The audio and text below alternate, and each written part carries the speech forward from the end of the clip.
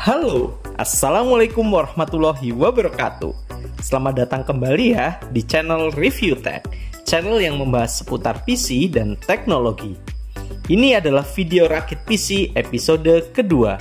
Buat teman-teman yang belum melihat rakitan PC sebelumnya, bisa klik link di atas ya. Dan apabila teman-teman ada pertanyaan atau butuh saran untuk upgrade PC, atau mau rakit PC tapi masih bingung komponen-komponennya, bisa tulis di kolom komentar ya. Terima kasih. Teman-teman, kali ini saya akan merakit PC Intel Gen 4 dengan motherboard gaming dan VGA 2GB GDDR5. Total rakitannya berapa juta bos? Total rakitan kali ini adalah 2 juta pas. Untuk harga lengkapnya nanti saya lampirkan di belakang ya, serta link pembelian setiap komponennya.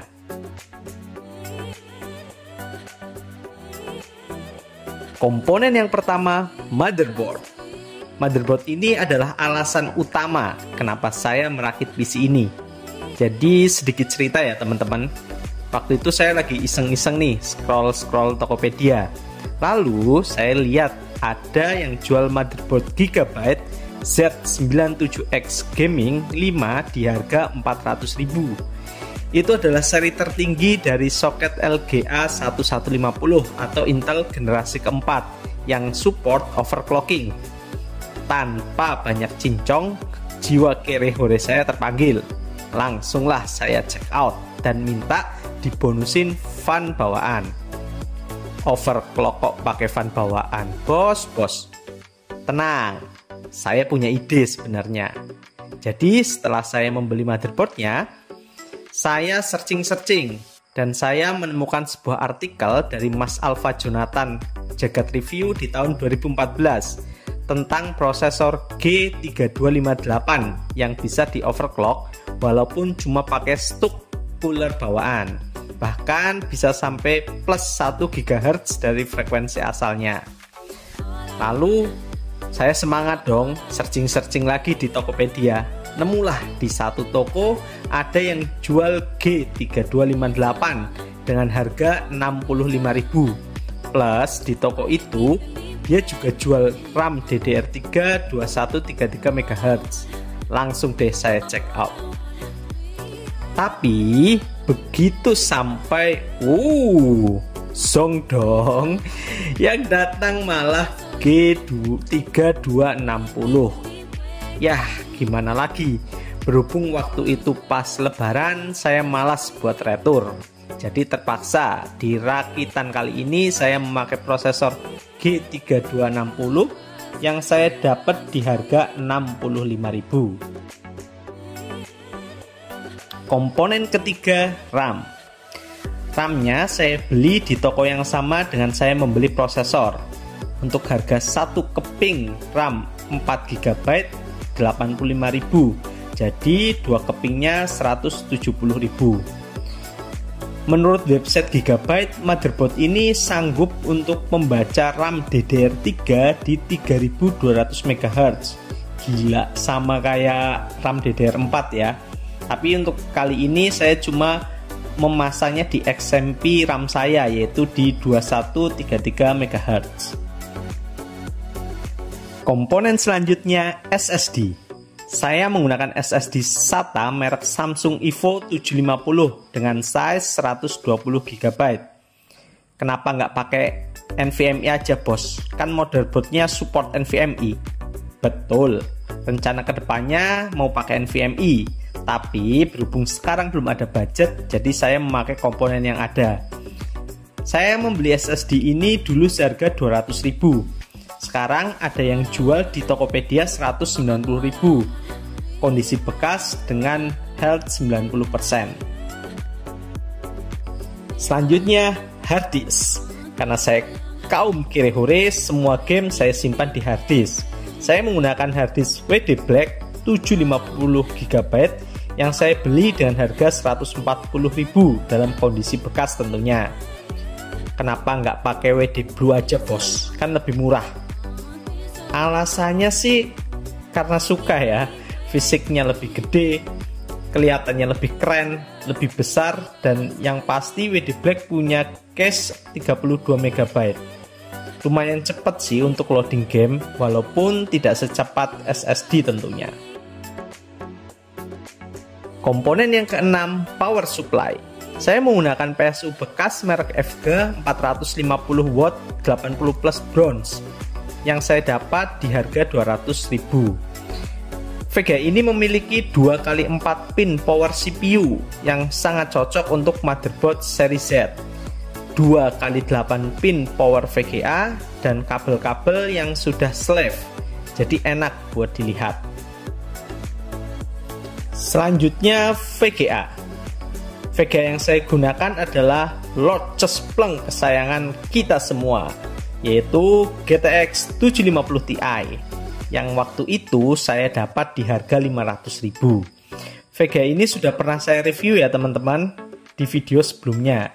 Jadi yang pengen tahu performanya jika dibandingkan dengan AMD APU bisa klik link di atas. Komponen terakhir, casing. Saya sebenarnya bukan orang yang terlalu memikirkan bagaimana tampilan sebuah PC. Tapi karena motherboard yang saya gunakan size-nya ATX dan saya punyanya casing micro ATX, saya terpaksa membeli casing Raptor Fortress warna hitam ini di harga 300.000 tanpa fan. Kok tanpa fan, bos?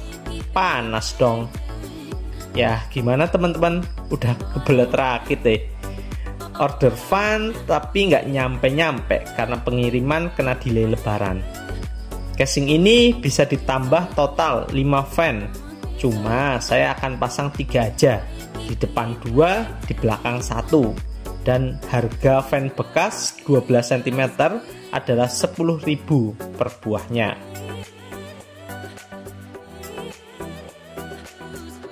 Total rakitan PC episode kedua kali ini adalah Rp2.005.000. Sedangkan untuk total rakitan PC AMD yang kemarin, kalau ditambahkan VGA GTX 750 Ti adalah Rp1.501.000, selisih Rp500.000. Bagaimana performa game dari kedua PC ini? Yuk kita lihat sama-sama dan yuk kita bandingkan sama-sama.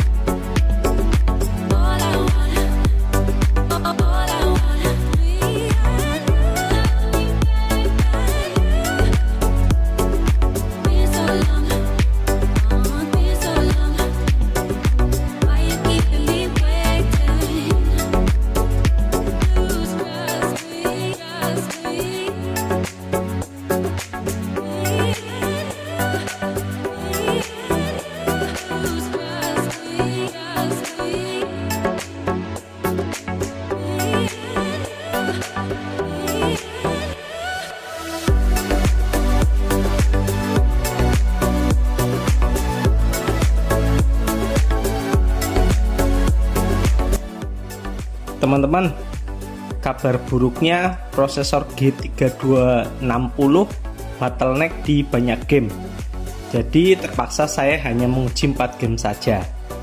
Tapi saya lampirkan video dari reviewer lain ya, yang menggunakan spek sama. G3260, GTX 750 Ti, dan RAM 8GB. Untuk pengujian lengkapnya saya lampirkan videonya di link deskripsi ya.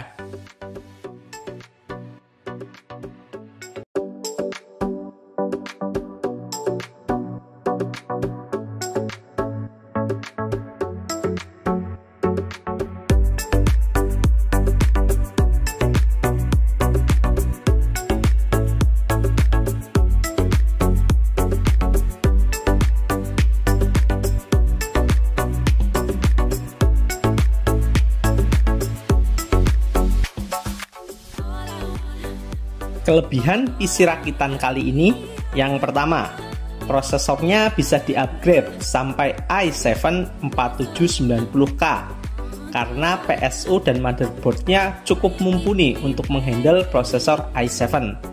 Yang kedua, slot RAM-nya ada 4 yang bisa diisi sampai 32 GB. Yang menurut website Gigabyte-nya sendiri, RAM-nya bisa di-overclock sampai 3200 MHz. Yang terakhir, sudah support NVMe.